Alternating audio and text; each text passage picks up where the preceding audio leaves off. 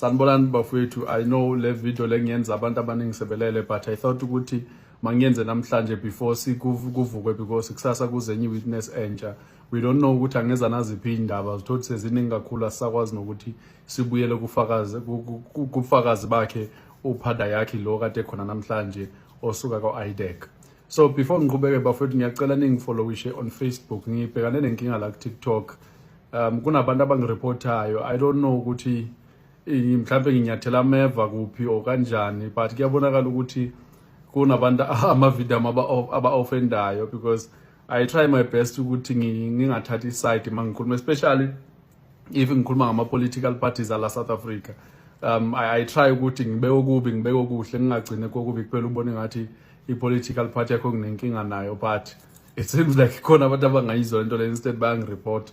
So uTikTok unenkinga because if bakureporta kakhulu ugcine ivale i-account yakho or engasawahambisa ama-video wakho ukuthi abonwe ngabantu abangakufollowishi. So that's why ngifuna ukuthi mhla yenzeka lento le ngiluza le account kube ukuthi kanti na ku Facebook ngibalance yonke into right, because uFacebook nokho akasheshi aresponde uma engaboni into wrong yena, uyayi-investigate leqala kuze abone ukuthi ngabe kwenzakalani. So besides lokho ngikhona ke na ku YouTube, ungangifollowisha nakhona, igama lami yilo lodwa nje ku wonke lama social media. If ubonela ka TikTok na ku YouTube kanjalo, na ku Facebook kanjalo. So just uku-update, angifuni ukuyenza ibe yinde kakhulu le video, but ngifuna nje uku-update ukuthi kwenzakaleni with uphada yakhe. So uphada yakhe uzokhumbula ku video engiyenzile previously ukuthi bengivezile ukuthi uze because wabopha uGeneral uDumsana, wabopha uGeneral uLushaba, waphinde wabopha noBrigadier uDino Mukwele. Ngeke ngabaveza nezithombe zabo kulama video amanye, uma usukhohliwe ungahamba nje uyibuka futhi. So i-commission into ibheka kakhulu namhlanje wazi ukuthi not just namhlanje but kule 3 days ukuthi yini eyenza ukuthi abe nesibindi sokuyobopha i-evidence ithi kumele ngaba kabophi, because imadlanga commission into ekhala ngayo kakhulu is that ngesikhathi uyobabopha ngalofakazi ophethe ama-lawyer asemaphoyiseni uzokhumbula yonke i-department iba nama-lawyer wayo. So legal services wakwa South African Police Service washo ukuthi lo bufakazi abukho enough ukuthi ungane case against laba bantu, so kubhetha ukuthi uyiyeke or uphinde ulinde mhlambe kube khona into evukayo. But instead uphada yakhe ne department yakhe waqhubeka wenzane na, wa collect ama statements from ama witnesses ngokusho kwakhe nama document from kwaSAPS, ama bank statements nama appointment letters, yonke into just ukuthi build the case. So uyibuildelani le case uphada yakhe? Uyibuildela i-case because kunomuntu oqashiwe lo kade ngimchaza kule video ukuthi uqashwa kwakhe kwenze baxabana because kushuthi le team yakwa IDEC ngokubona kwami bifuna ukufaka umuntu wayo kule position, but kwafakwa uDino Mukwele kule position. So yaqala kakhulu inkinga. I think yenza into za worse not because inkinga iqale khona. So the only way to fight was ukuthi makube khona investigation ezoba frustrate nje ukuthi bengakwazi ukufunctiona kahle, because at the same time they were planning izinto as affect country, ama march nani. So kwakukhona nje ukudisturbeka okukhona ababefuna ukwenza. I-issue yakhe enkulu with uqashwa kuka Dino Mukwele was that ukuthi ngesikhathi kune interview mosukubone ku interview kukhona abantu abahlala la phambili, then kube yibona ababuza imibuzo bese uyaphendula wena as i-interviewee. So uthi okokuqala umbuzo wakhe ukuthi labantu ababehleli lapha kwakungubani and futhi babenika ubani igunya lokuthi kube yibona abaqashayo, nokuthi ngesikhathi beqasha bakwazi nokufollowisha imithetho yokuqashwa komuntu. And manje imadla commission iyabuza ukuthi wena usuka kwa-IDEC ungenaphi kuyo yonke lento le, because umthetho wakwa crime intelligence uthi umuntu okwazi ukuthi aqashe lana nguGeneral uKhumalo. I mean okwazi uku-appointa, ukukhetha abantu ekumele belontuze behlale kwi-committee. Wena ungenaphi as umuntu wasuka kwa-IDEC? And 2, uyathi mayisikhethiwe le team ezo-interview abantu ilist yabo yathatha yayiswa ku-acting commissioner at the time okwaku-Unkuwa. Unkuwa wayi-approve yonke le process ukuthi i-right. So wena usezusuka IDEC usuka ngani uzofika ukuthi lana there was a problem naleyo process.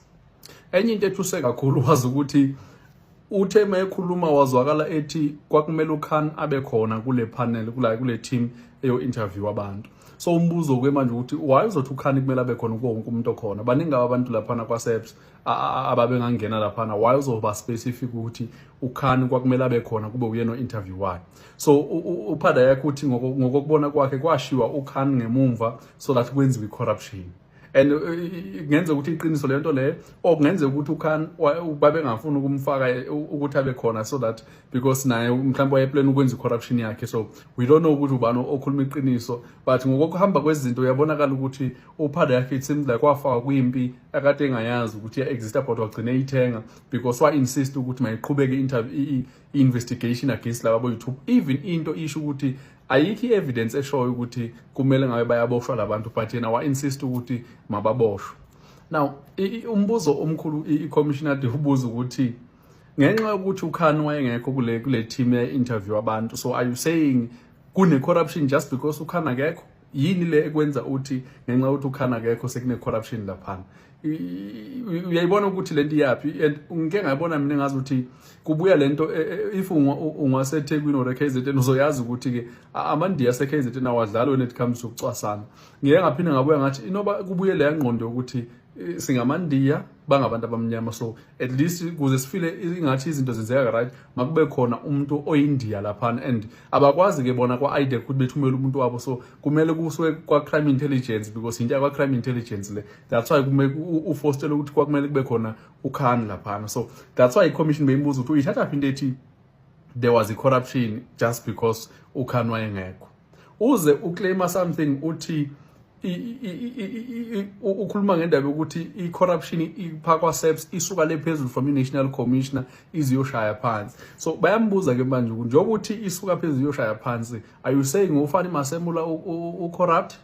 Because amacala wahamba yakona amacala ecorruption, so when uyithatha indaba ukuthi ucorrupt wabamba wayeka wagcine evuma ukuthi cha akekho khona. Bambuze sometime ukuthi do you have evidence or uyamazi ukuthi ucorrupt? Wavuma ukuthi cha akekho corrupt. So naleyo nto le inginika iclue ukuthi why ezothi umuntu okudala ene experience eyiphoyisa uyazi ukuthi uma uyiphoyisa uvela ukhulume noma ngayini na kanjani. Everything oyikhulumayo there must be evidence to back it up, but this time around uvela kwaphuma nje washelela and uzuyacela ukuthi makanike ithuba ikhulume lento wayikhuluma into kanti uzothi uMasemula ucorrupt. So uyabona ukuthi lana isinikeza the same picture engicela ukisho ukuthi it's either ile mentality abanayo labantu ngabantu abamnyama ukuthi vele singabantu nje abangakwazi ukuzenzela izinto or kanjani njani, okuliwa lezimpi ukuthi ikhona le corruption abayisuspectayo bona because umuntu abakekho kule team and they feel like bayasafarisha ngenxa yale nto leyo. Enye into eke yathatha isikhathi kakhulu lapha kwiCommission was indaba yokuboshwa ke manje kwalaba uGeneral uKhumalo noGeneral uLushaba ukuthi why everyone ekutshela ukuthi abukho ubufakazi balento yenzayo but wena wethu insist ukuthi bukhona ubufakazi to a point yokuthi uphada yakhe uze wafaka imagistrate enkingeni. I think imagistrate uVusimuzi Mahlangu or something angisasikhumbula isibongo sakhe, uze wabeka phansi umagistrate wathi ngicela ningikhiphe kule cala ngoba wayebona ukuthi igama lakhe liyalimala usesola ngokuthi une corruption because kusolakala ukuthi uphada yakhe waya kwimagistrate eyocela ukuthi laba mabesefika la ecourt ibail yabo mayibe nzima ibenze bengakwazi ukumove babe ngabantu abahleli nje endlini kanje bengayindawo. So iMadlanga Commission ke iyabuza ukuthi ngesikhathi unika umagistrate yonke information wambonisa ukuthi ievidence ayikho enough for ukuthi angathi mayebanika ibail abanika ibail strict ngalendlela ukuthi abakwazi ukwenza njani kumele behlale ekhaya nje kuphela. Uthi yena wamnika yonke information indaba yaba kumagistrate ukuthi ayidecide yedwa and manje uyabona ukuthi ufaka umagistrate ngaphansi ukuthi cha shothi umagistrate naye kulekha bhali ukuthi waye kanti umagistrate uyena ukuthi ngokusho kwethu iMadlanga ukuthi wayengenabo ubufakazi obu enough, that's why uactor akhe wa-actor ku-information ayinikwe uphada yakhe. So asazi ukuthi ngibani wakhohlisa omunye, that's why imagistrate yagcina icela ukuthi mayibeke phansi because iyabona ukuthi iyaxoxisa yonke lento le.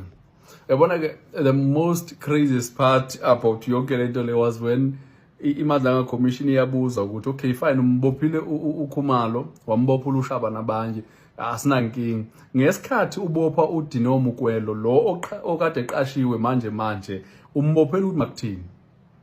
Uthi mayephendula uphadi yakhe umbophela ukuthi ngenxa ukuthi uhamba nalabo abasuspectwayo usaba ukuthi angenza ubugebengu in future. so kuze angenze ubugebengu in future makaboshwe manje.